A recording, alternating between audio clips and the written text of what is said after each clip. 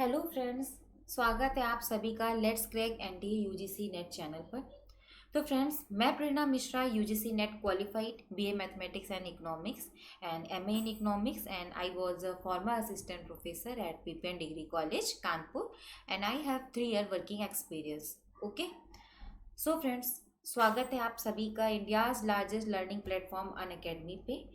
तो फ्रेंड्स, अगर आप अनअकैडमी को ज्वाइन करते हैं तो आपको यहाँ पे क्या मिलेगा, सबसे पहले तो इस बारे में हम बात करते हैं।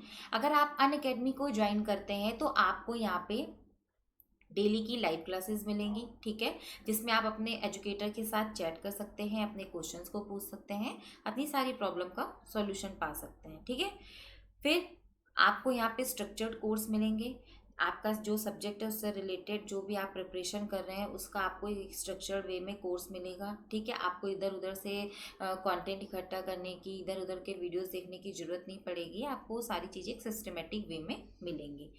आपको लाइव टेस्ट एंड क्विजेज मिलेंगे, जो कि एनटीए नेट की प्रिपरेशन के लिए बहुत ज़रूरी है कि आप जितने टेस्ट और क्विज अगर आप सॉल्व करते हैं तो आपको उतनी अपनी प्रिपरेशन का लेवल पता चलता है, ठीक है।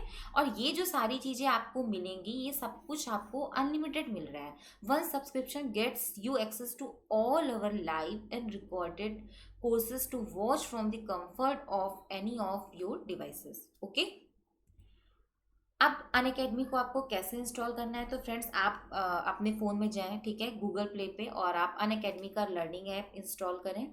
फिर आप उसमें डालेंगे एनटीए यूजीसी नेट, तो आपके सामने कुछ इस तरह से फीस आपकी शो होगी। तो अगर आप 12 मंथ का सब्सक्रिप्शन लेते हैं तो आपको ये पड़ेगा नियर अबाउट 11,550 का, जैसा कि हम स्क्रीन पे देख रहे हैं, ठीक है। और अगर आप 24 मंथ्स का सब्सक्रिप्शन लेते हैं तो ये आपको पड़ेगा 16,800 के नियर अबाउट।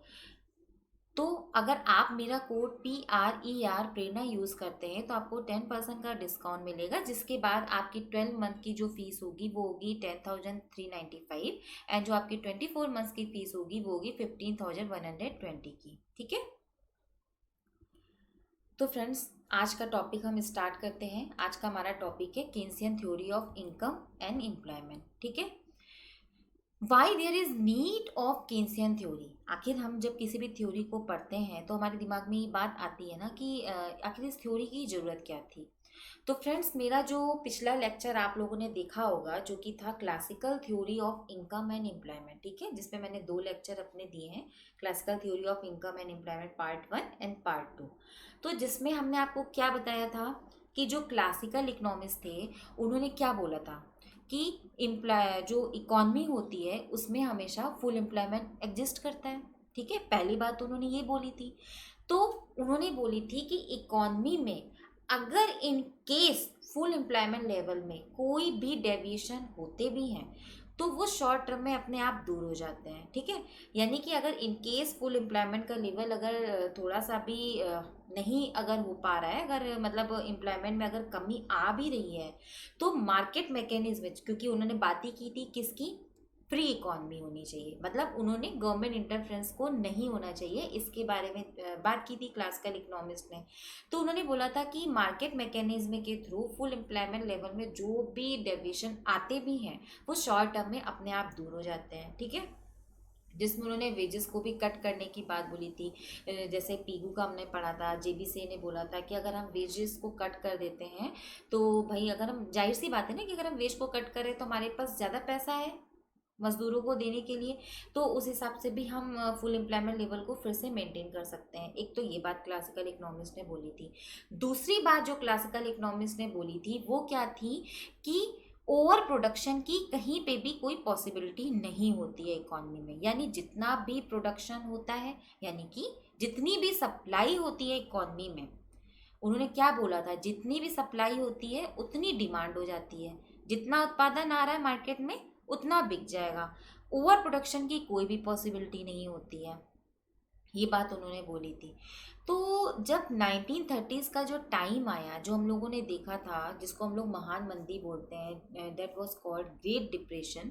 तो जो 1930 का जो टाइम आया, during the great depression of the 1930s, existing economic theory was unable either to explain the causes of the severe worldwide economic collapse और to provide an adequate public policy solution to remove unemployment. ठीक है, जो 1930s में जब महान मंदी आई, तो जैसा कि क्लासिकल ने बोला था कि जितनी भी सप्लाई है उतनी डिमांड हो जाती है, ओवर प्रोडक्शन की पॉसिबिलिटी नहीं होती है। ठीक है, तो जब 1930s की जो महान मंदी आई उसमें कंडीशन क्या हो गई थी, सप्लाई ज़्यादा हो गई थी डिमांड से। ठीक है, और जो उन्होंने फुल एम्प्लॉयमेंट लेवल की बात कही थी वो भी नहीं पाया गया था। ऐसा क्यों हुआ था, इसके बारे में भी अभी हम बात करेंगे। ठीक है, तो जब ये सारी चीज़ें गलत पाई गई तब कीन्स ने 1930 में अपनी थ्योरी दी। ठीक है, lord Keynes was of the opinion that to remove unemployment and to achieve full employment. ठीक है, government interference in the economy is imperative. जैसा कि हमने बोला कि क्लासिकल जो इकोनॉमिस्ट थे उन्होंने क्या बोला था कि जो इकोनॉमी होती है अकॉर्डिंग टू क्लासिकल के अकॉर्डिंग क्या था, इकोनॉमी फ्री इकोनॉमी होती है। ठीक है, गवर्नमेंट इंटरफेरेंस नहीं होता है। उन्होंने बोला था कि जो भी डेविएशन इकोनॉमी में आ रहे हैं वो मार्केट मैकेनिज्म के थ्रू अपने आप दूर हो जाते हैं।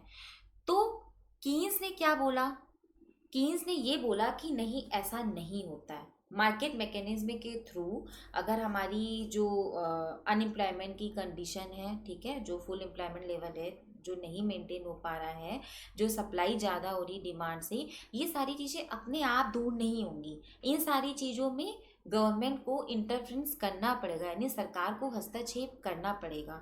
अब वो कैसे हुआ था इस बारे में हम आपको पूरा अच्छे से समझाते हैं कि according to classical S is equals to D, जितनी भी सप्लाई हो रही है उतनी डिमांड हो जाएगी। ठीक है, तो क्लासिकल में जो जेबी से थे उन्होंने क्या बोला था, y equals to C plus S. पहली बात तो उन्होंने बोला था कि y इक्वल्स टू सी, जितना भी उत्पादन आ रहा है वो पूरा कंज्यूम हो जा रहा है। ठीक है, रियल में क्या होता है कि कुछ हम कंज्यूम करते हैं, कुछ हम सेव करते हैं, जिसको हमने लिखा y equals to C plus S. ठीक है, तो कीन्स ने क्या बोला कि कंजप्शन तो हो रहा है इकोनॉमी में, लेकिन ये जरूरी नहीं है कि कंजप्शन के बाद जो गैप बच रहा है इकोनॉमी में, ठीक है, समझे ना, कि जितना भी उत्पादन आ रहा है वो तो कंज्यूम हो रहा है, बट जो सेविंग है वो हो सकता है कि इन्वेस्ट की जाए और हो सकता है कि ना भी इन्वेस्ट की जाए। यानी जो कंजप्शन में गैप आ रहा है उसके बारे में कीन्स ने बात की थी कि सेविंग हो सकता है कि इन्वेस्ट की जाए और हो सकता है कि वो इन्वेस्ट ना की जाए। तो उन्होंने क्या बोला कि prior to Lord Keynes, famous classical economist Malthus had also opinion that the main cause of fall in employment was deficiency of effective demand, but Malthus could not explain the reason behind efficiency of effective demand। ठीक है, जिस बारे में हमने बताया कि जो मार्थस थे वो भी एक क्लासिकल इकोनॉमिस्ट थे, तो उन्होंने भी इसके बारे में बात की थी कि जो जैसा हमने आपको बताया कि क्लासिकल इकोनॉमिस्ट ने बोला था कि जो सेविंग होती है उतनी जितनी भी सप्लाई होती है उसकी डिमांड कर ली जाती है, ओवर प्रोडक्शन की इकोनॉमी में प्रॉब्लम नहीं होती है। लेकिन मार्थस ने भी देखा कि डिमांड की कमी हुई थी इकोनॉमी में, बट वो उसके पीछे का रीज़न नहीं एक्सप्लेन कर पाए थे। उसके पीछे का रीज़न कीन्स ने एक्सप्लेन किया था कि Lord Keynes analyse deeply the problem of unemployment and concluded that the main cause of unemployment was deficiency of effective demand. Effective demand refers to the level of aggregate demand where it is equal to aggregate supply. He therefore suggested that unemployment could be removed by increasing the effective demand. यानी Keynes क्या कहना चाह रहे हैं कि जैसा मैंने आपको अपनी पिछली स्लाइड में अभी बताया कि जो कंजप्शन में जो गैप आ रहा है ना, कि सेविंग हो सकता है कि इन्वेस्ट की जाए और हो सकता है कि इन्वेस्ट ना की जाए। ठीक है, तो अगर वो इन्वेस्ट नहीं की जा रही है, मान लो कंजप्शन में अगर जो एक गैप आ रहा है, ठीक है, तो यानी अगर हमारा कंजप्शन कम हो रहा है, यानी हम डिमांड कम कर रहे हैं ना, तो ओवर प्रोडक्शन की पॉसिबिलिटी हो रही है। तो उन्होंने ये बोला था कि जो अनएम्प्लॉयमेंट का रीज़न है इकॉनमी में वो क्या है, was deficiency of effective demand. यानी अगर हमारी इफेक्टिव डिमांड कम हो रही है तो अनएम्प्लॉयमेंट की सिचुएशन आएगी। ठीक है, फिर इसको अब हम ऐसे समझते हैं कि जो इफेक्टिव डिमांड है, effective demand refers to the level of aggregate demand where it is equal to aggregate supply. ठीक है, ही therefore suggested that unemployment could be removed by increasing the effective demand. यानी कि कीन्स ने बोला था कि जो इकोनॉमी में जो हमारे जो इनकम है, नेशनल इनकम है, that is depend on the effective demand, that is depend on the level of employment. ठीक है, Y is the function of N. और जो रोजगार है यानी जो एम्प्लॉयमेंट है, it is the function of effective demand, जिसके बारे में हम अभी बात करेंगे. सबसे पहले हम कीन्सियन थ्योरी के एजम्पशन पे बात करते हैं कि कीन्स ने अपनी थ्योरीज में किन चीज़ों की मान्यता मानी है. तो सबसे पहले तो उन्होंने अपनी इकोनॉमी में बात की थी शॉर्ट पीरियड की. ठीक है, शॉर्ट पीरियड की बात क्यों की थी? उनका कहना था, कीन्स का ऐसा मानना था कि लॉन्ग टर्म में हम जीते नहीं हैं, मतलब दीर्घकाल में हम जीवित नहीं रहते हैं, हम मर जाते हैं, उनका ये कहना था. इसलिए वो शॉर्ट पीरियड की बात करते थे, वो लॉन्ग पीरियड की बात नहीं करते थे. ठीक है, फिर उन्होंने भी क्लोज्ड इकोनॉमी की बात की थी कि उनका कहना था कि उन्होंने भी क्लासिकल जो इकोनॉमिस्ट थे उन्होंने भी क्लोज्ड इकोनॉमी को माना था, और कीन्स ने भी क्लोज्ड इकोनॉमी को माना था कि रेस्ट वर्ल्ड के साथ जो मतलब हमारी जो ट्रांजैक्शन है वो हमारी इकोनॉमी को इफेक्ट नहीं डालेंगे. ठीक है, फिर उन्होंने बात की थी कि labour is the only factor of production, labour is the only variable factor of production. Because Keynes ने क्या माना था कि जो फैक्टर्स ऑफ प्रोडक्शन के जितने भी जो फैक्टर्स ऑफ प्रोडक्शन है उनको उन्होंने कांस्टेंट माना था. लाइक वी कैन से कि लेबर को तो उन्होंने वेरिएबल माना था, बाकी जैसे टेक्नोलॉजी है, लैंड है, ठीक है, कैपिटल है, इन सारी चीज़ों को उन्होंने कांस्टेंट माना था. ठीक है, फिर अंडर एम्प्लॉयमेंट इक्विलिब्रियम बहुत ही मेन इनका एजम्पशन है अंडर एम्प्लॉयमेंट इक्विलिब्रियम, कि उनका मानना था कि जो आय का जो संतुलन होता है ना, आय और रोजगार यानी इनकम एंड एम्प्लॉयमेंट का, वो फुल एम्प्लॉयमेंट लेवल पे नहीं होता है. That equilibrium was in under employment equilibrium situation. ठीक है, जिसको अभी हम आगे समझेंगे. फिर सेविंग एंड इन्वेस्टमेंट फंक्शन की बात की थी कि उन्होंने बोला था कि जो सेविंग होती है, S is the function of Y. ठीक है, सेविंग जो है वो हमारी इनकम पे डिपेंड कर रही है. ठीक है, और I is the function of R, जो इन्वेस्टमेंट है. भाई सेविंग क्या होती है? हम सेव अपनी इनकम के हिसाब से तो करते हैं. अगर हमारी इनकम ज़्यादा है तो हो सकता है कि हम सेव ज़्यादा करें. वो बात आ रही है कि हमारा नेचर कैसा है, जिसको उन्होंने इंक्लूड नहीं किया. वो हमारे नेचर है कि कुछ लोग कम सेव करना चाहते हैं, कुछ लोग ज़्यादा सेव करना चाहते हैं, but the saving is mainly depend on the income. Okay, and जो इन्वेस्टमेंट है वो रेट ऑफ इंटरेस्ट पे डिपेंड करता है. एज वी ऑल नो कि अगर रेट ऑफ इंटरेस्ट हमारा कम होगा, अगर हमें बैंक से लोन सस्ता मिल रहा होगा तो हम इन्वेस्टमेंट ज़्यादा करेंगे, और अगर हमारा रेट ऑफ इंटरेस्ट ज़्यादा है, ठीक है, तो हमें यानी लोन महंगे मिल रहे हैं तो हम इन्वेस्टमेंट कम करेंगे. Clear rate.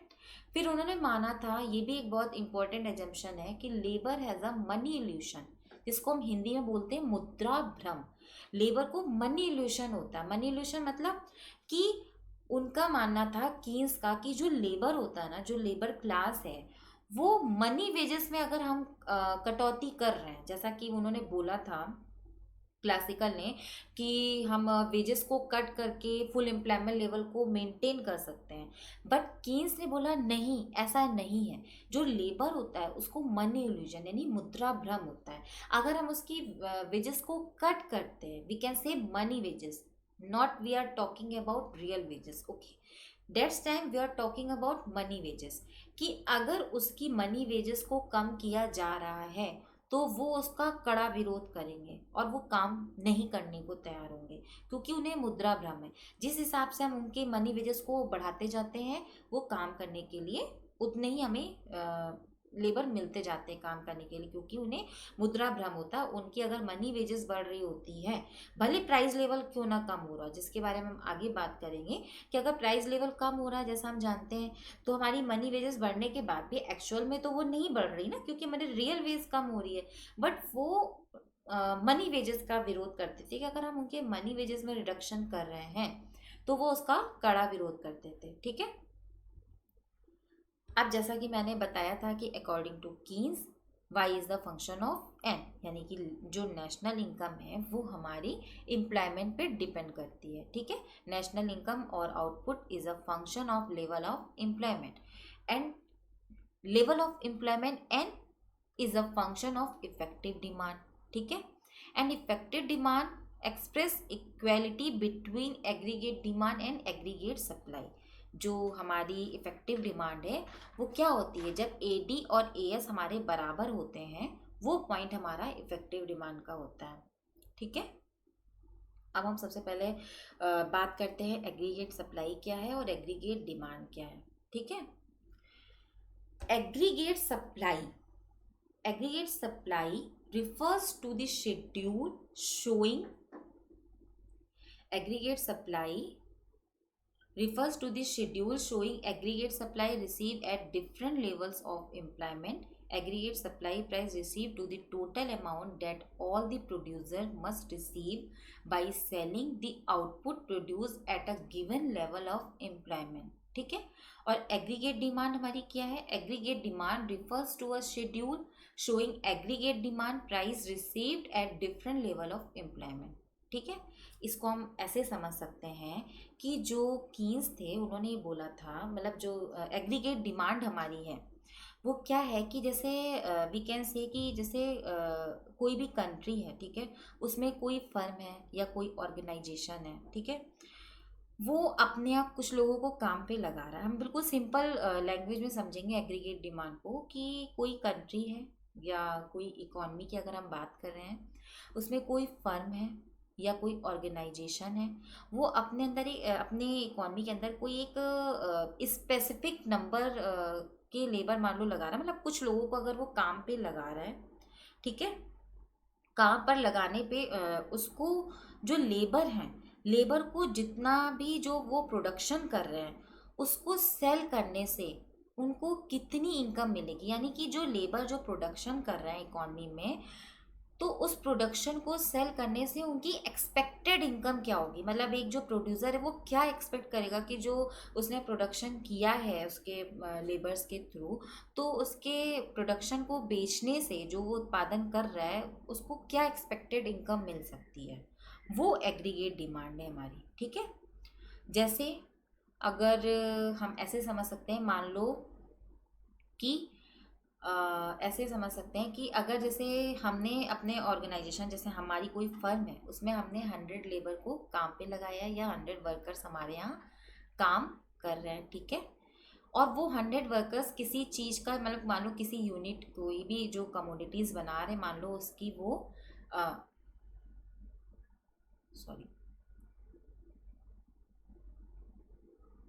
उसकी मान लो वो 1000 यूनिट को प्रोड्यूस कर रहे हैं, ठीक है।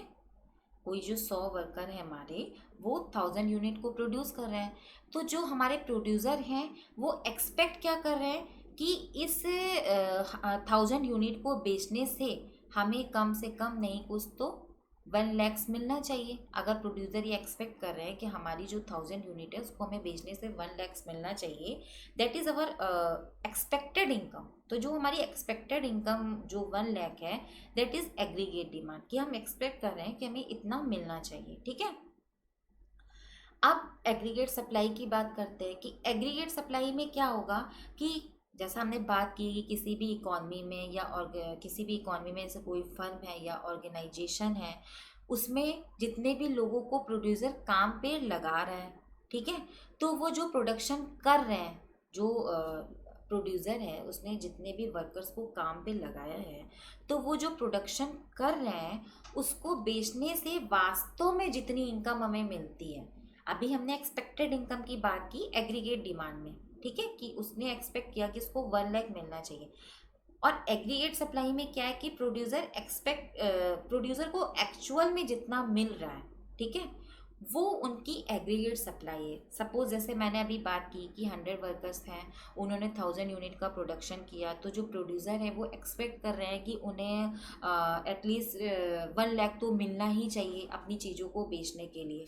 बट रियल में क्या होता है, रियल में ये होता है कि एग्रीगेट सप्लाई क्या है हमारी, कि एग्रीगेट सप्लाई हमारी हो सकता है कि 1 लाख ठीक है, हो सकता है 80,000 हो, ठीक है, हो सकता है कि 1,20,000 हो। यानी कि एग्रीगेट जो सप्लाई है हमारी वो एक्सपेक्टेड इनकम जो हमारी एडी है उससे कम भी हो सकती है, उससे ज़्यादा भी हो सकती है और उसके इक्वल भी हो सकती है। ठीक है, समझ गए ना? सबको समझ में आ गया कि एग्रीगेट सप्लाई क्या है और एग्रीगेट डिमांड क्या है। ठीक है, अब हम बात करते हैं कि कीन्स के अकॉर्डिंग एग्रीगेट डिमांड के कितने फैक्टर होते हैं। तो उसको समझने के पहले हम ये बात करेंगे कि उन्होंने जो कीन्स थे उन्होंने इफेक्टिव डिमांड को मेन इम्पॉर्टेंट पॉइंट माना था इकॉनमी में, बिकॉज जैसा कि अब हमने अपने पिछली स्लाइड में पढ़ा कि according to Keynes Y is the function of N, यानी कि जो हमारी नेशनल इनकम है वो हमारे एम्प्लॉयमेंट पे डिपेंड करती है और जो एम्प्लॉयमेंट है वो हमारे इफेक्टिव डिमांड पे डिपेंड करता है। यानी इफेक्टिव डिमांड को उन्होंने अपनी थ्योरी का मेन पॉइंट माना था। ठीक है, इफेक्टिव डिमांड मेन उनकी थ्योरी का कॉन्सेप्ट था। और इफेक्टिव डिमांड कहाँ पे होती है? प्रभावपूर्ण मांग, जिसे हम हिंदी में बोलते हैं। जब एडी और एएस बराबर होते हैं वो बिंदु हमारा इफेक्टिव डिमांड का होता है। एएस को, यानी जैसा हमने अभी बात की थी कि जो कीन्स थे वो शॉर्ट पीरियड की बात करते थे, क्योंकि उनका ये मानना था कि दीर्घकाल में हम सब मर जाते हैं। ठीक है, तो उन्होंने अपने एजम्पशन में ही माना था कि शॉर्ट पीरियड की बात की थी उन्होंने। So according to Keynes aggregate supply is also a constant, because जब एग्रीगेट सप्लाई क्या शो कर रही है? हमारे प्रोडक्शन को शो कर रही है ना। तो प्रोडक्शन क्या है? जब हम किसी भी चीज़ का प्रोडक्शन करते हैं तो उसमें हमारे फैक्टर्स ऑफ प्रोडक्शन यूज होते हैं। फैक्टर्स ऑफ प्रोडक्शन हमारे क्या है? लाइक लैंड, लेबर, कैपिटल, ये सारी चीज़ें होती है। टेक्नोलॉजी, अभी हमने अपने एजम्पशन में बात किया कि according to Keynes labour is only the variable factor.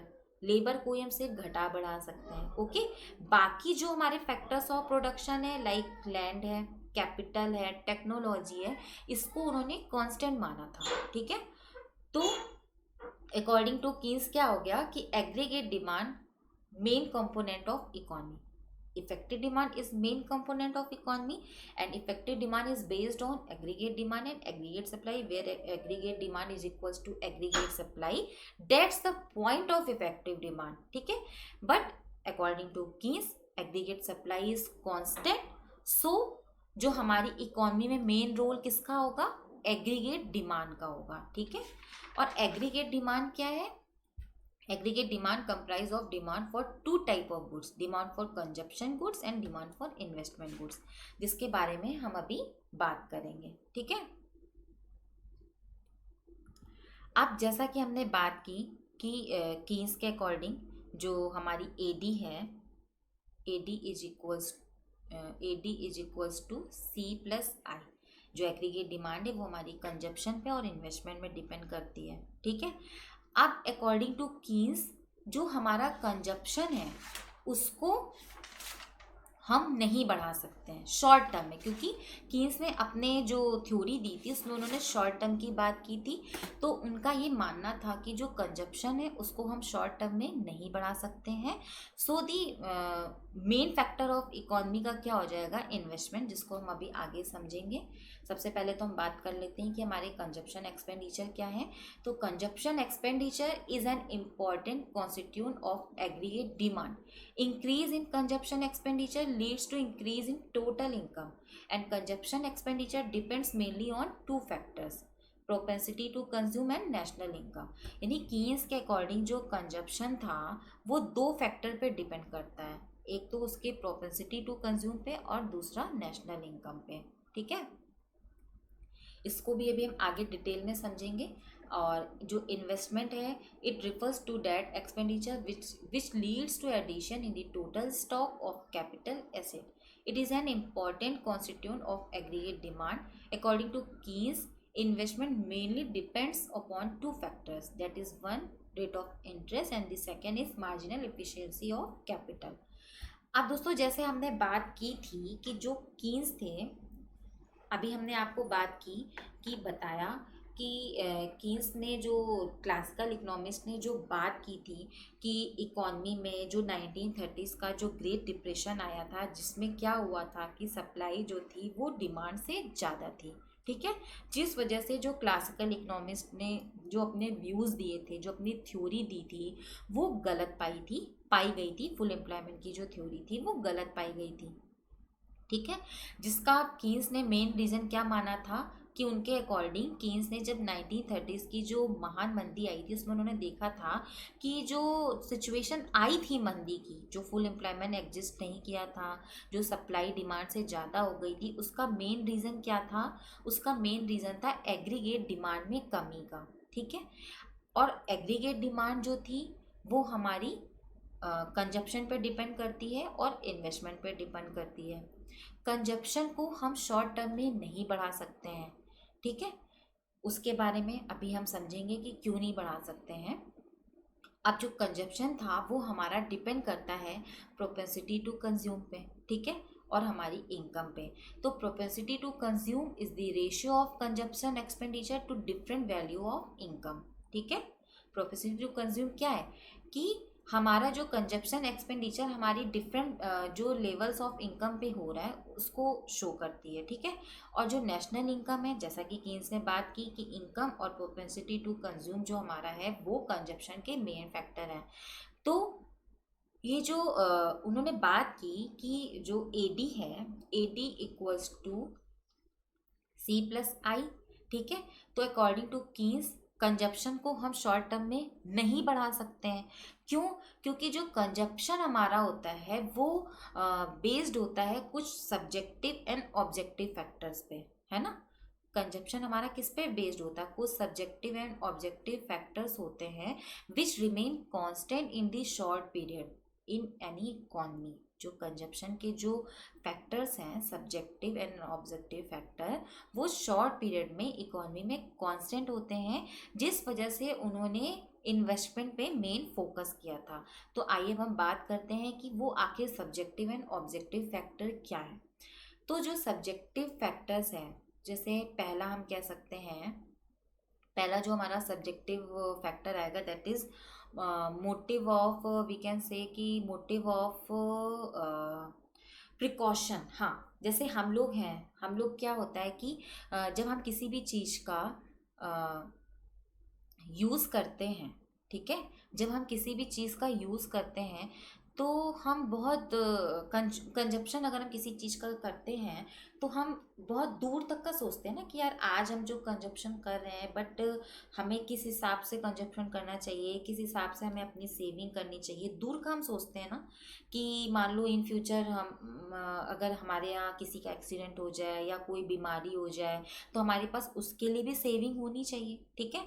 तो जिस वजह से एक हम प्रिकॉशन मोटिव लेकर के चलते हैं, जिस वजह से हम जो कंजप्शन है वो कम करते हैं। हो सकता है कि हम सेविंग ज़्यादा करें प्रिकॉशनरी मोटिव से। ठीक है। सेकंड हमारा क्या है? सेकंड हम कह सकते हैं, सेकंड हमारा आता है फोरसाइट मोटिव। ठीक है। फोरसाइट मोटिव क्या हुआ?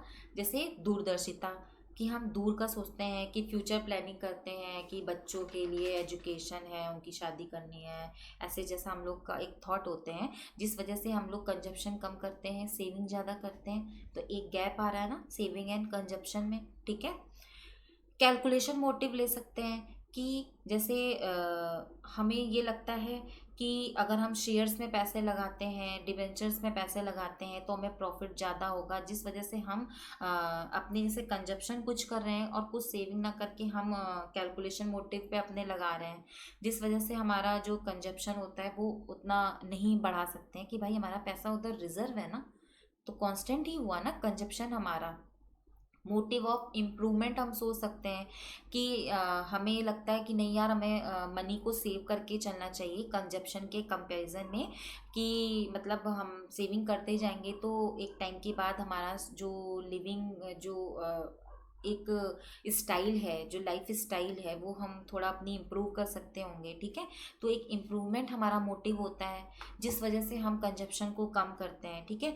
मोटिव ऑफ प्राइड, जैसे कि हम ये सोचते हैं कि बच्चों के लिए पैसे छोड़ दें फ्यूचर में, है ना, बच्चों के लिए सबके थॉट होते हैं कि यार कुछ अपने पैसे को अकाउंट में थोड़ा एफडी करा के रखें, थोड़ा बच्चों के लिए प्रॉपर्टी बना के रखें। तो इन सारी चीज़ों के मोटिव में क्या हो रहा है, कंजप्शन कम हो रहा है ना, सेविंग ज़्यादा हो रही है, जिस वजह से केन्स ने बोला कि कंजप्शन को हम शॉर्ट पीरियड में नहीं बढ़ा सकते हैं। अब हमारे ऑब्जेक्टिव फैक्टर क्या हो जाएंगे, objective factor like rate of interest है हमारा, कि अगर पीपल को, लोगों को लगता है कि in future rate of interest जो है वो बढ़ेगा, ठीक है, तो हम जो पैसे सेव कर रहे हैं उसमें हमें ज़्यादा ब्याज मिलेगा ना, तो जिस वजह से हम उसको सेव करते हैं। डेमोग्राफिक फैक्टर्स हो सकते हैं कि भाई कुछ लोग जैसे गांव में रह रहे हैं, ठीक है, तो उनके जो खर्चे हैं वो कम हैं, जो शहर में रह रहे हैं उनके खर्चे ज़्यादा हैं। जैसे कोई अगर सिंगल फैमिली में रह रहा है तो उसके खर्चे कम है, कोई ज्वाइंट फैमिली में रह रहा है तो उसके खर्चे ज़्यादा है, जिस वजह से हमारा कंजप्शन इफेक्टेड हो रहा है। तो ये सारी चीज़ें शॉर्ट टर्म में हम नहीं बढ़ा सकते हैं। शॉर्ट टर्म में इसीलिए उन्होंने इन्वेस्टमेंट की बात की थी कि जो इन्वेस्टमेंट है उसको हम बढ़ा सकते हैं, कंजप्शन जो होगा वो हमारा कांस्टेंट होता है। So the main factor of AD is the investment expenditure, and investment the other determinant of aggregate demand is investment, and it depends upon the rate of interest and marginal efficiency of capital, ठीक है। rate of interest is determined by the interaction of the demand for and supply of money. Demand for money is reflected in liquidity preference, that is preference to hold the wealth is called liquidity preference. People hold their wealth in liquid form for three motive: transaction motive, precautionary motive and speculative motive। जैसा कि हमने बात की कि जो rate of interest है, ठीक है, वो रेट ऑफ इंटरेस्ट कैसे जो रेट ऑफ इंटरेस्ट है वो हमारी कैसे डिटरमाइंड होती है, या रेट ऑफ इंटरेस्ट कैसे डिसाइड होती है, जितनी हमारी जो सप्लाई ऑफ मनी है और डिमांड ऑफ मनी है उसके अकॉर्डिंग हमारी रेट ऑफ इंटरेस्ट जो है वो डिसाइड होती है, ठीक है।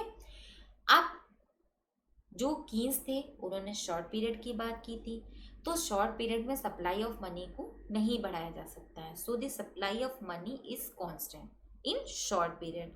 तो अब डिमांड ऑफ मनी की बात करेंगे कि जो डिमांड ऑफ मनी है वो हमारी तीन मोटिव पे डिपेंड करती है। भाई अगर हम पैसों की मांग कर रहे हैं उसके पीछे हमारे तीन मोटिव होते हैं। पहला हमारा क्या हो जाएगा, transaction motive, second precautionary motive, third speculative motive. तो जो ट्रांजेक्शन मोटिव है यानी जो सौदे का, जिसे हम बोलते हैं हिंदी में, जो सौदे का उद्देश्य है, और जो प्रिकॉशनरी मोटिव है, तो प्रिकॉशनरी मोटिव की हम फ्यूचर के लिए जो पैसे रखते हैं, फ्यूचर के लिए जो डिमांड करते हैं मनी की, तो ये हमारी किस पे डिपेंड करती है, transaction motive and the precautionary motive is depend upon the income. ये हमारी इनकम पे डिपेंड करती है। अगर हमारी इनकम ज़्यादा होगी तो हम ज़्यादा चीज़ें खरीदेंगे, ज़्यादा सौदा उद्देश्य के लिए मांग करेंगे मुद्रा की, ज़्यादा हमारे सेव करेंगे प्रिकॉशनरी मोटिव के हिसाब से, कि भाई दूरदर्शिता जैसे हम बोलते हैं ना, कि हम फ्यूचर प्लानिंग के हिसाब से हम ज़्यादा सेव करेंगे अगर हमारी इनकम ज़्यादा है। और थर्ड हमारी जो डिमांड ऑफ मनी है वो स्पेकुलेटिव मोटिव है। स्पेकुलेटिव मोटिव मतलब सट्टा उद्देश्य, that is depend upon the rate of interest, ठीक है, जो ब्याज की दर पे डिपेंड करती है, ठीक है। अब at the high rate of interest people will be willing to give more money on loan, and low rate of interest they will send less। जैसा अभी हमने बताया कि जब रेट ऑफ इंटरेस्ट ज़्यादा होता है तो लोग, भाई रेट ऑफ इंटरेस्ट ज़्यादा है तो लोग ज़्यादा पैसे देंगे ना लोन के लिए, और जो जब लो रेट ऑफ इंटरेस्ट होगा तो दे विल सेंड लेस, ठीक है, कि जब हमें ज़्यादा ब्याज मिल रहा होता है तो हम बैंकों में क्या करते हैं, ज़्यादा जमा करते हैं, और जब हमें कम ब्याज मिल रहा होता है तो हम कम जमा करते हैं प्रॉफिट के उद्देश्य से, ठीक है। अब marginal efficiency of capital refers to the rate of profit, ठीक है।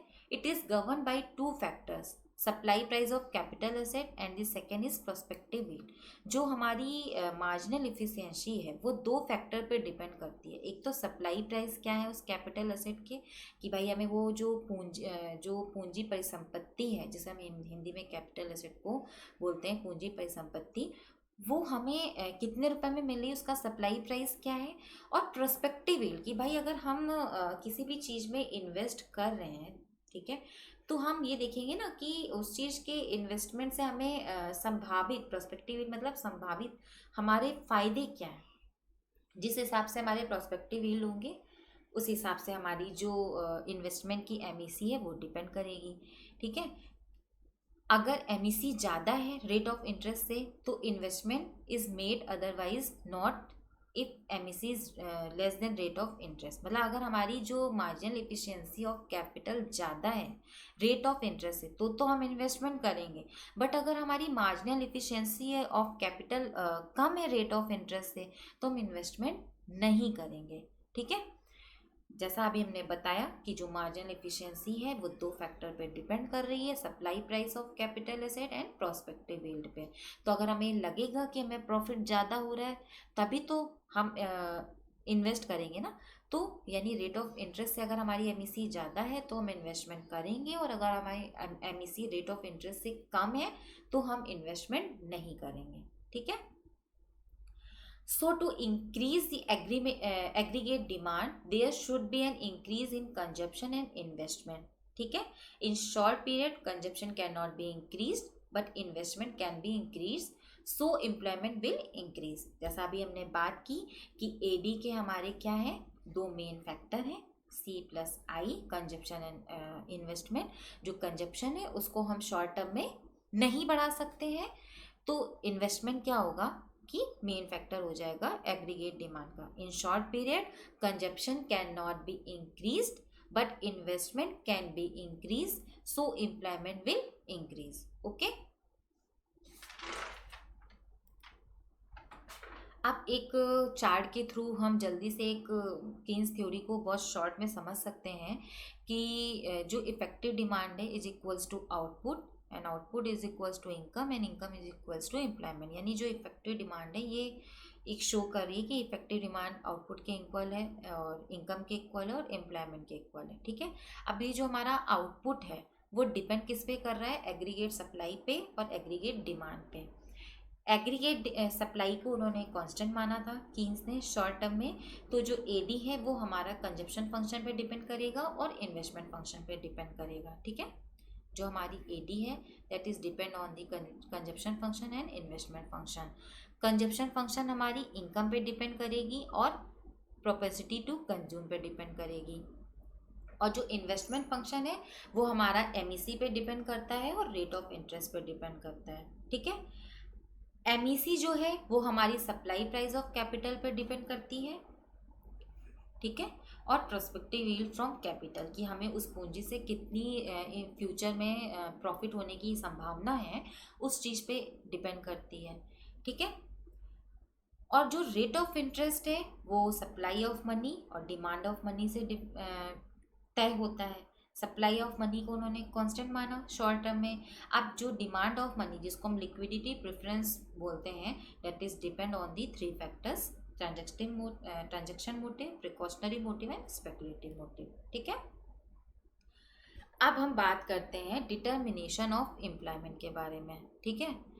Under perfect competition employment will be determined at the level of aggregate demand at which is equal to aggregate supply. This level is called equilibrium level और effective demand। जैसा हमने बोला कि Keynes के according जब AD और AS बराबर होते हैं यानी जिस पॉइंट पे इंटरसेक्ट करते हैं उस पॉइंट पे इफेक्टिव डिमांड हमारी डिसाइड होती है, ठीक है। According to Keynes the volume of employment is given by the point of intersection between the aggregate demand function and aggregate supply function. In short period In short period, aggregate supply remains constant. As such, effective demand and level of employment can be increased by changing aggregate demand, ठीक है। जैसा कि अभी हमने ये सारी बातें आपको समझाई हैं, ओके। अब इसको हम एक टेबल के थ्रू समझेंगे। टेबल में फर्स्ट कॉलम में हमने एम्प्लॉयमेंट को लिया है दैट इज एन, ठीक है, जो कि फिर सेकेंड टेबल में हमने एग्रीगेट सप्लाई ली है, थर्ड टेबल में हमने एग्रीगेट डिमांड लिया है, और फोर्थ टेबल हमारी ये शो कर रही है, मतलब sorry column, we are talking about column. तो जो फोर्थ जो कॉलम है हमारा एम्प्लॉयमेंट के ट्रेंड को शो कर रहा है, ठीक है। जो एम्प्लॉयमेंट है वो हमारा इन लैक्स है, लाख में है। जो एडी और एएस है वो हमारे करोड़ में है, ठीक है। अब जैसा कि हम अगर पहली रो की बात करते हैं, तो फर्स्ट रो में हमारा जो एम्प्लॉयमेंट है वो जीरो है, और जो हमारी एग्रीगेट सप्लाई है वो भी जीरो है, बट एग्रीगेट डिमांड हमारी 60 है। क्योंकि हमारे अगर जो स्टार्टिंग में इनिशियल में हम डिमांड तो करते ही है ना, तो जो हमारी डिमांड है वो 60 है, ठीक है। तो वो ट्रेंड को क्या शो कर रही है, राइज। कैसे? जैसा कि फ्रेंड मैंने आपसे बात की अभी कि जो एग्रीगेट डिमांड है वो मेन फैक्टर है ना इकोनॉमी का, कीन्स के अकॉर्डिंग।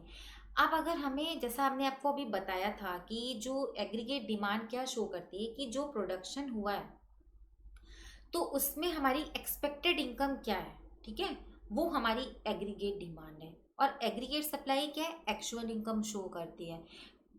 तो अगर हमारी एग्रीगेट डिमांड है ज़्यादा, यानी अगर हमारी एडी जब तक, कीन्स के अकॉर्डिंग क्या था कि जब तक एडी ज़्यादा रहेगी एग्रीगेट सप्लाई से, तब तक हम इकॉनमी में ग्रो करते रहेंगे, तब तक हम लेबर्स को बढ़ाते रहेंगे, नंबर ऑफ एम्प्लॉयमेंट बढ़ाते रहेंगे, ठीक है, क्योंकि हमारी एक्सपेक्टेड इनकम ज़्यादा है, ठीक है। मतलब डिमांड हो रही है ना, डिमांड ज़्यादा है सप्लाई से, तब तक एक हमारी इकॉनमी में क्या रहेगा, राइज वाला ट्रेंड रहेगा, जिसको अभी हम इस टेबल से शो करते हैं कि जब हमने नंबर ऑफ एम्प्लॉयमेंट बढ़ाया, जब 10 लाख हो गया तो एग्रीगेट सप्लाई हमारी 60 करोड़ हो जाती है, और जो एडी हो जाता है वो 100 करोड़ हो जाता है। तो यानी AD is greater than AS, तो ये हमारा राइज शो करेगा। इसी तरह जब हम 20 करते हैं तो हमारी एएस हो जाती है 90, एडी हमारी हो जाती है 120, ये भी ट्रेंड क्या शो करेगा, राइज, ठीक है। फोर्थ में भी हमारी AD is greater than AS है, सो राइज रहेगा, ठीक है। जब हम 40 लैक्स लेबर लगा रहे हैं तो भी हमारी एडी क्या है, एएस से ज़्यादा है, वो हमारा क्या शो करेगा, राइज, मतलब इकॉनमी ग्रो कर रही है, ठीक है। अब जब हमने 50 लाख लोगों को काम पे लगाया, जब हमने 50 लाख लोगों को काम पे लगाया, तब हमारी एग्रीगेट सप्लाई कितनी हो गई, 180, एग्रीगेट डिमांड कितनी हो गई, 180। That is the point of equilibrium, यानी ये जो इक्विलिब्रियम पॉइंट है, that is effective demand point, जहाँ पे हमारी एडी और एएस क्या हो रहे हैं, बराबर हो रहे हैं, ठीक है। अब अगर उसके नीचे हम बात करते हैं कि अगर हम सप्लाई और बढ़ा रहे हैं तो हमारी एग्रीगेट सप्लाई क्या हो रही है, 210 हो रही है, बट एग्रीगेट डिमांड हमारी 190 है, जो फॉल शो करेगा। तो हम एक तरह से ये देख सकते हैं कि जो एडी कर्व हमारा है, ठीक है, पहली बात तो एडी कर्व हमारा यहाँ से एक्स एक्सिस से ना शुरू होकर के वाई एक्सिस से शुरू होगा, और एक ऐसा कुछ बनेगा एडी कर्व। तो ये वाई एक्सिस से शुरू होने का, जैसे इस पॉइंट को अगर हमने पी मान लिया, तो पी पॉइंट क्या शो कर रहा है, ऑटोनोमस कंजप्शन को शो कर रहा है, कि मतलब जब हमारी जो जब नहीं भी लोग रोजगार में, जब हमारी इनकम जीरो है, बट फिर भी हम कंज्यूम तो कर ही रहे हैं ना कुछ तो जो हमारे फिक्स जो कंजप्शन है वो तो हो ही रहे हैं। तो ये जो ट्रेंड है ये एडी का ये शो कर रहा है, और जो कि राइजिंग ट्रेंड है। और सप्लाई कर्व हमारा कैसा होगा, AS curve according to Keynes, और इसमें हम लोग वाई एक्सिस में क्या लेते हैं, रिसिप्ट लेते हैं, ठीक है, और एक्स एक्सिस पे हम इनकम लेते हैं, ठीक है।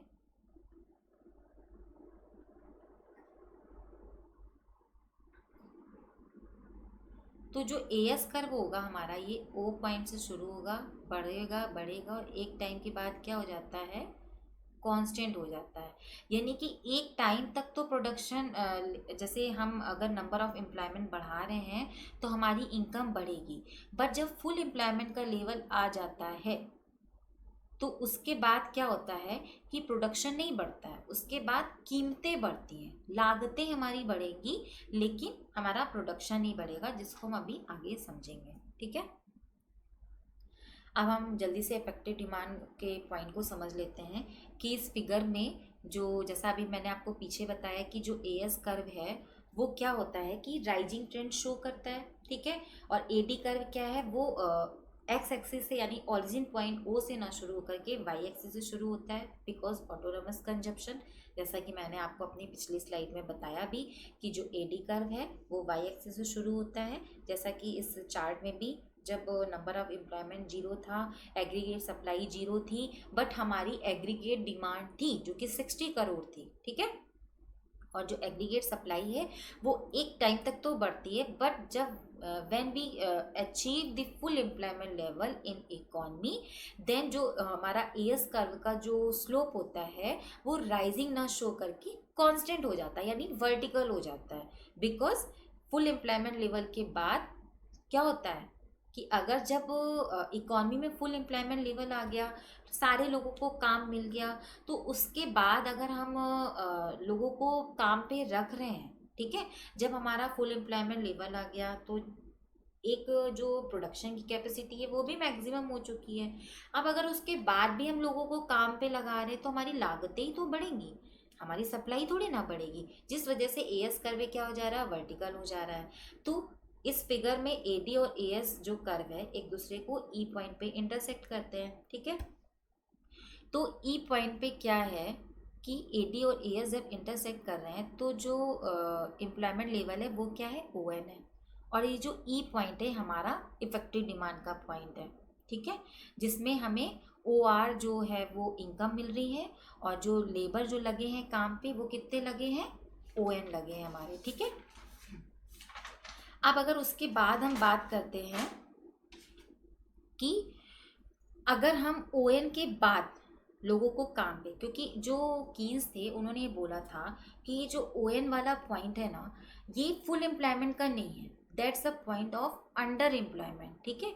ये ओएन जो पॉइंट हमारा है यानी जो ई पॉइंट है जो इक्विलिब्रियम पॉइंट है, इस पे पूर्ण रोजगार नहीं है, ये जो हमारा पॉइंट है वो अंडर एम्प्लॉयमेंट का पॉइंट है, ठीक है। अब अगर हम ओएन के बाद काम, जैसे लोगों को काम पे रख रहे हैं, ओएन के बाद भी अगर हम लोगों को काम पे रख रहे हैं तो क्या हो रहा है, धीरे धीरे हमारी एडी बढ़ रही है, एएस बढ़ रहा है। लेकिन जब हमने फुल एम्प्लॉयमेंट लेवल को अचीव कर लिया जो कि हमारा क्या है, एनएफ, जैसा अभी हमने बात की थी कि जब हमारा फुल एम्प्लॉयमेंट का लेवल अचीव हो जाता है तब क्या होता है कि उसके बाद हमारी सप्लाई नहीं बढ़ती है, उसके बाद हमारी सप्लाई क्या हो जाती है, कांस्टेंट हो जाती है, जिस वजह से ये कर्व सॉरी जिस वजह से ये कर्व क्या हो जाता है कि अभी अभी तक तो ये एएस कर्व क्या था, राइजिंग, अभी तक तो ये as curve rising trend show कर रहा था, ठीक है। अब क्या हो गया, वो वर्टिकल हो गया, ठीक है। तो यानी जब एनएफ वाला जो हमारा फुल एम्प्लॉयमेंट लेवल आता है उसके बाद अगर हम लोगों को काम पे लगाते हैं तो हमारी सप्लाई बढ़ने की जगह पे क्या होती है, प्राइजेस बढ़ते हैं, लागतें बढ़ती हैं, और जो सप्लाई कर्व होता है वो कांस्टेंट हो जाता है।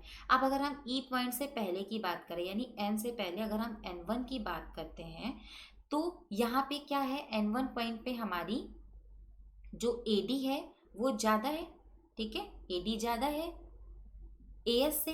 तो ये जो ए बी है ये हमारी क्या शो कर रही है, इनवॉलेंट्री हमारा इनवॉलेंट्री अनएम्प्लॉयमेंट शो कर, यानी अनैच्छिक बेरोजगारी शो कर, यानी एडी जब तक ज़्यादा है एएस से तब तक कैपेसिटी है ना लोगों को काम पे लगाने की। तो ये जो ए बी हमारी है वो इनवॉलेंट्री अनएम्प्लॉयमेंट को शो कर रही है कि अगर हम इसके बाद जब काम पे लोगों को लगाते जाएंगे, अभी हमारी कैपेसिटी है, लोग बेरोजगार हैं काम पे लगाने के लिए। तो यानी एन वन के बाद जब हम ओएन को लोगों को काम पे लगाते हैं तब हमारा एडी जो कर्व है वो एएस को इंटरसेक्ट करता है और हमारी ओआर इनकम डिसाइड होती है, और ओएन जो हमारा जो रोजगार का लेवल है वो डिसाइड होता है। The E point is the effective demand point. ये जो ई पॉइंट है ये किसको शो कर रहा है, ईडी को शो कर रहा है, ठीक है, जहाँ पे एडी कर्व और एएस कर्व एक दूसरे को इंटरसेक्ट कर रहे हैं। बट जो एंड पॉइंट है जो ओ एन है, this is not show the full employment level, ये हमारा क्या है, अंडर एम्प्लॉयमेंट को शो कर रहा है। यानी ई पॉइंट हमारा क्या है, अंडर एम्प्लॉयमेंट का पॉइंट है। ठीक है, सबको समझ में आ गया। अब हम बात करते हैं कि फुल एम्प्लॉयमेंट का जो अचीवमेंट कैसे होता है अकॉर्डिंग टू कीन्स। ठीक है, in an economy even with unemployment and achieving full employment it is essential to increase aggregate demand, it is an under employment equilibrium. जैसा कि अभी फ्रेंड्स मैंने अभी बताया कि जो एडी है वो हमारी क्या होती है, सी प्लस आई होती है। ठीक है, और जो ए एस होता है वो हमारा सी प्लस एस होता है।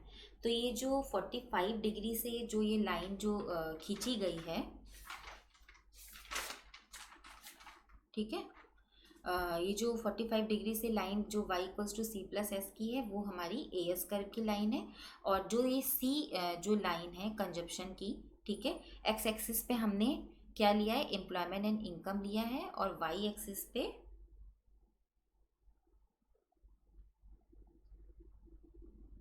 हाँ, वाई एक्सिस पे हमारे क्या है, कंजप्शन है एंड इन्वेस्टमेंट है। ठीक है, ठीक है, ओ एक्स एक्सिस पे हमने क्या लिया है, एम्प्लॉयमेंट एंड इनकम, और वाई एक्सिस पे हमने क्या लिया है, कंजप्शन एंड इन्वेस्टमेंट। तो इन्वेस्टमेंट जो है वो हमारा ऑटोनोमस है। ठीक है, इसको कीन्स ने माना था। अब ये जो हमारा जो सी प्लस आई कर्व है ये हमारा ए डी कर्व है, जिसको कंजप्शन फंक्शन सी पर इनकम के सभी लेवल पर एक समान इन्वेस्टमेंट को जोड़कर खींचा गया। मतलब जो हमारी ये जो लाइन सी है इसमें हम लोग ये यहाँ पे अगर हम इस फिगर में देखें तो ये क्या है, आई, आई है ना, आई को जोड़ करके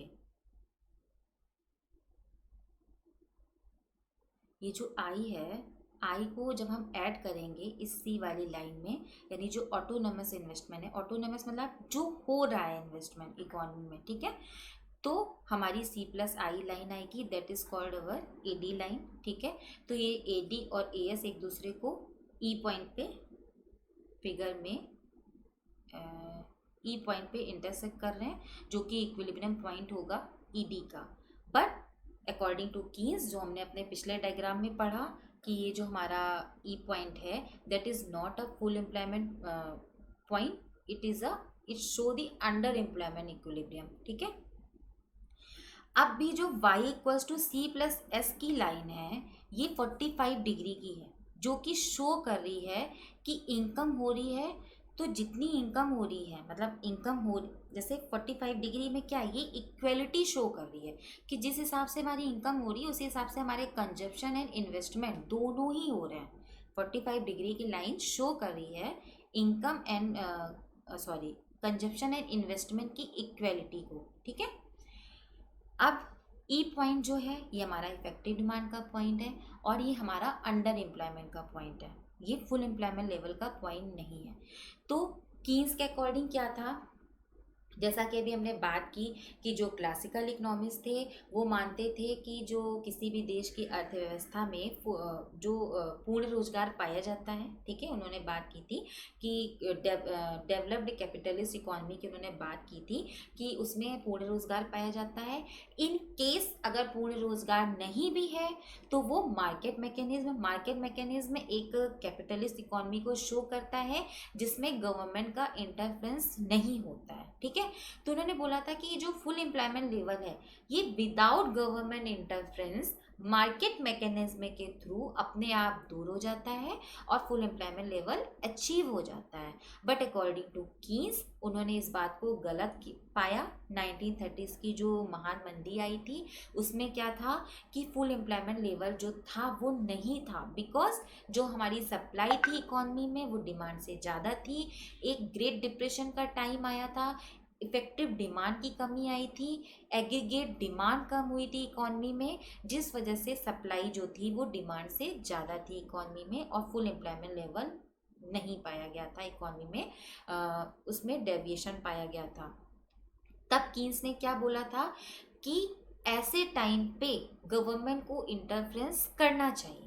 उन्होंने क्या बोला था, ऐसे टाइम में गवर्नमेंट का बहुत मेन रोल होता है ये अनएम्प्लॉयमेंट को दूर करने का, गवर्नमेंट को इंटरफेरेंस करना चाहिए। ये जो हमारा एडी है जिसके बारे में हमने अभी बात की थी कि एडी हमारा कंजप्शन एक्सपेंडिचर, इन्वेस्टमेंट एक्सपेंडिचर पे डिपेंड करता है, but some time it is also depend on the government sector, यानी गवर्नमेंट इंटरफेरेंस। गवर्नमेंट जी, यहाँ पे जी क्या है, ये हमारे गवर्नमेंट एक्सपेंडिचर को शो कर रहा है, ठीक है। तो कीन्स ने गवर्नमेंट का मेन रोल माना था इकोनॉमी में। तो ये जो ई पॉइंट था ये हमारा अंडर एम्प्लॉयमेंट का पॉइंट था। तो उन्होंने क्या बात की कि इन्वेस्टमेंट को और बढ़ाएंगे, ठीक है। इन्वेस्टमेंट को हम ऐसे भी बढ़ा सकते हैं, और अगर गवर्नमेंट भी इंटरफेरेंस करके इन्वेस्टमेंट को बढ़ा सकती है कि भाई अगर गवर्नमेंट निवेश कर रही है अर्थव्यवस्था में, तो जब इन्वेस्टमेंट होगा, जब इन्वेस्टमेंट होता है तो हमारा एडी कर्व क्या होता है, अपवर्ड शिफ्ट होता है। जैसे अभी ये हम इसको मान सकते हैं C+I को, हमारा ये मान लो एडी कर्व है। जब इन्वेस्टमेंट और बढ़ा तो हमारा एडी कर्व शिफ्ट होकर के AD1 हो गया, ठीक है। अब ये जो हमारा ई पॉइंट जो था इक्विलिब्रियम का, that is also we know कि ये इफेक्टिव डिमांड का पॉइंट है, ये शिफ्ट होकर के कहाँ पे आ गया, E1 पे आ गया, ठीक है। अब ये E1 पे आ गया, बट यहाँ पे भी AD और AS एक दूसरे को इंटरसेक्ट कर रहे हैं, लेकिन ये जो लेवल आएगा दैट इज कॉल्ड YF, ये फुल एम्प्लॉयमेंट लेवल होगा इकोनॉमी में, ठीक है। जब गवर्नमेंट ने, यानी उनका मानना था कि गवर्नमेंट का बहुत बड़ा रोल होता है इकोनॉमी में, गवर्नमेंट को इंटरफेरेंस करना चाहिए। अगर गवर्नमेंट इंटरफेरेंस करके इन्वेस्ट कर रही है या किसी भी फॉर्म में इन्वेस्टमेंट हो रहा है इकोनॉमी में, तो हमारा एडी कर्व क्या हो रहा है, वो शिफ्ट हो रहा है, ठीक है। ई पॉइंट से E1 पे आ गया। तो जो YF जो लेवल है एम्प्लॉयमेंट का, ये फुल एम्प्लॉयमेंट लेवल है, ठीक है। अब अगर ये जो हमारा फुल एम्प्लॉयमेंट लेवल है, इसके बाद भी उन्होंने अगर बोला था कि अगर इसके बाद भी हम लोगों को काम पे रखते हैं, जैसा कि हमने अपनी अभी ये पिछली टेबल से देखा कि अगर उसके बाद भी हम लोगों को काम पे रखते हैं, तो हमारी क्या होगा कि अगर हम इसके बाद भी लोगों को काम पे रख रहे हैं तो हमारी सप्लाई ज़्यादा होगी डिमांड से। तो यानी हम एक मैक्सिमम प्रोडक्शन कर चुके हैं, जिसके बाद अगर हम लोगों को काम पे लगाते हैं तो हमारी सिर्फ लागतें बढ़ेंगी, कॉस्ट ऑफ प्रोडक्शन बढ़ेगा, हमारे इनकम नहीं बढ़ेगी, ठीक है।